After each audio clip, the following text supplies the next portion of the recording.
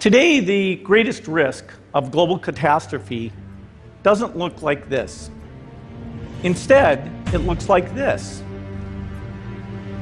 If anything kills over 10 million people in the next few decades, it's most likely to be a highly infectious virus rather than a war.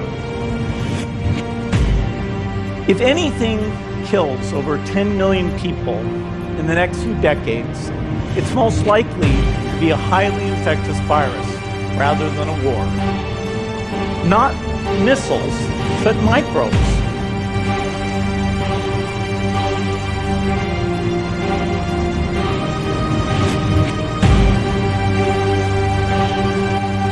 Now, part of the reason for this is that we've invested a huge amount in nuclear deterrence. But we've actually invested very little in a system to stop an epidemic. We're not ready for the next epidemic.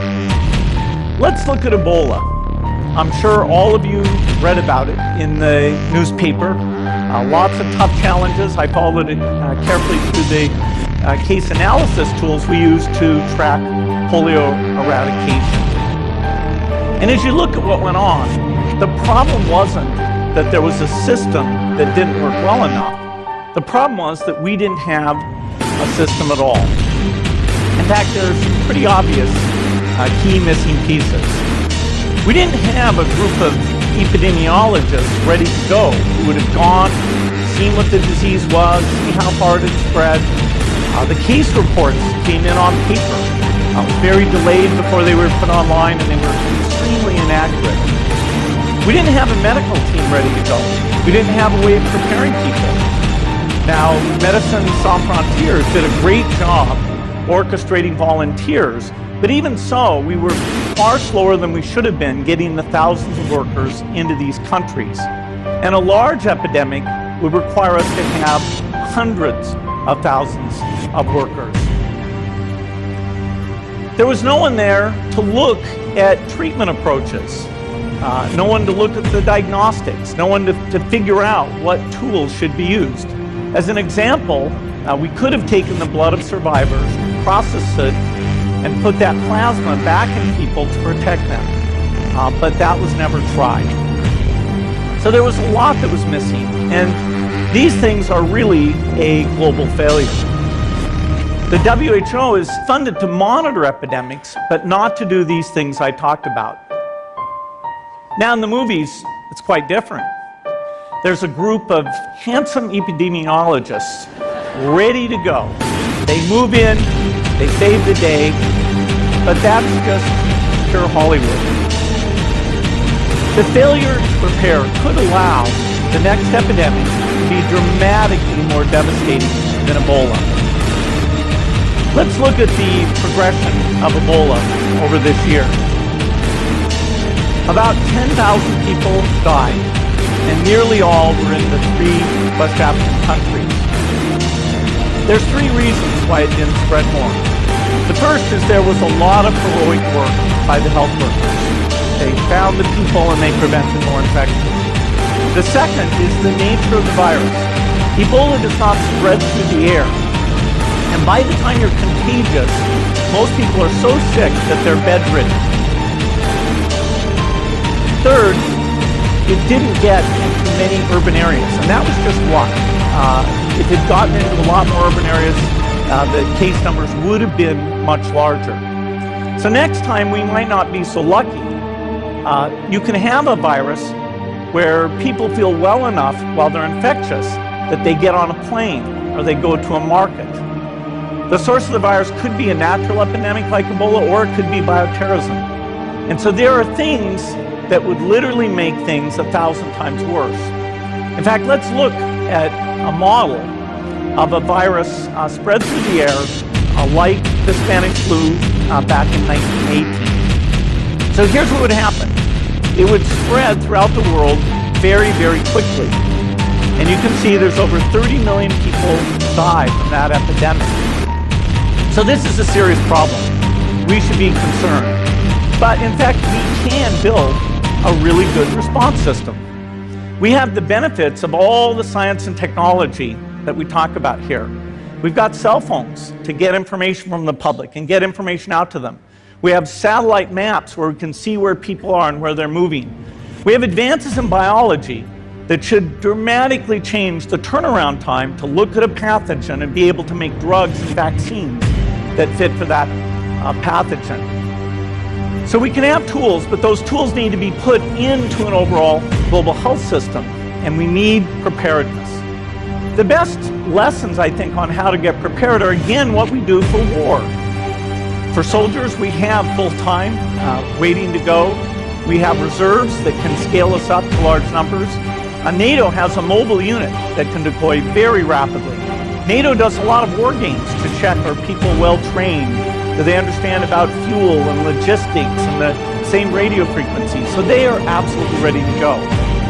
So those are the kinds of things we need to deal with an epidemic. What are the key pieces?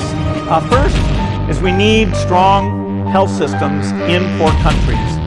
That's where mothers can give birth safely, kids can get all their vaccines, but also where we'll see the outbreak very early on.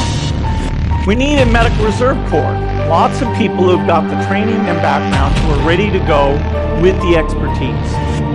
And then we need to pair those medical people with the military, taking advantage of the military's ability to move fast through logistics and secure areas. We need to do simulations, germ games, not war games, so that we see where the holes are. The last time a germ game was done in the United States was back in 2001, and it didn't go so well. So far the score is germs 1, people 0. Finally, we need lots of advanced R&D in areas of vaccines and diagnostics. Finally, we need lots of advanced R&D in areas of vaccines and diagnostics. There are some big breakthroughs like adeno-associated virus that could work very, very quickly. Now, I don't have an exact budget for what this would cost, but I'm quite sure it's very modest compared to the potential harm.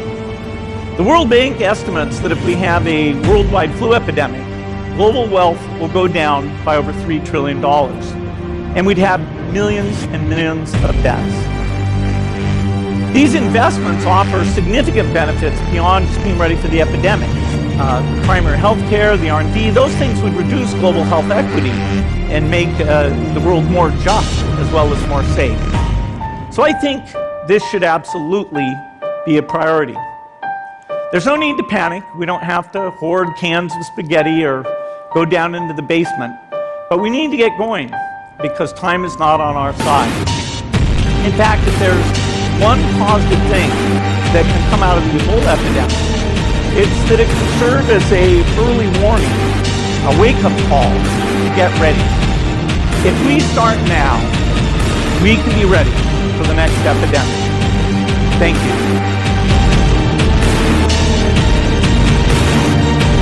Let me ask you about the vaccine that you've been so involved in. So when I talk to experts, there's a range of views, one of which is, look, we may not get a vaccine. We don't have vaccines against some other coronaviruses. There are some viruses for which you don't get one. And on the other side, people tell me, with so many efforts being made like yours, the government is also doing one, the British government is doing one, the Chinese are undoubtedly doing one, we'll actually end up with a vaccine much faster than people are predicting. Well, it's very hard to compress these time frames, and if everything went perfectly, we'd be in scale manufacturing within a year. We may not achieve that. It could be as long as 2 years. There's over 100 efforts. What we need to do is pick the most promising of those, get money, so we're going full speed, build the manufacturing in parallel. Are you optimistic it'll be on the shorter end? I mean, I've heard people say maybe by December we could imagine starting production. No, I don't.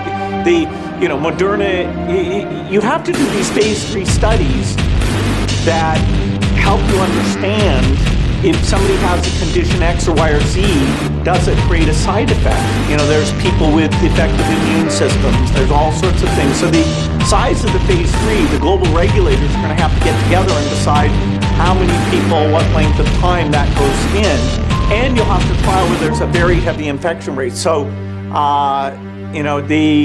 the idea of being in manufacture by the end of the year. That's beyond my what's likely. Dr. Fauci and I have been fairly consistent in saying 18 months to not create expectations that are too high, because this influences, short of a miracle set of therapeutics, this influences when we get to go back to true normal.